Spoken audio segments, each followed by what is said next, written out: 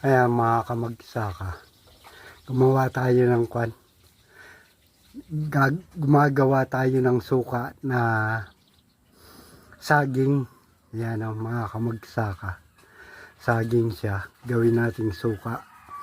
Ayan, ayan kung makikita ninyo, ayan o, hanggang dito na yung natural na tubig niya. Ayan na, ayan, suka na yan.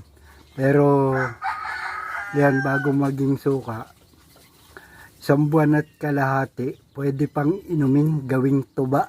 Yan, tubang saging. Yan, pwedeng inumin yan, saging na tuba. Pero pagka lumagpas na ng 1 buwan at kalahati, maasim na yan mga kamagsaka. Suka na yan. Yan, natural na suka. Yan mga kamagsaka. Ayan, wala tayong nilagay na tubig.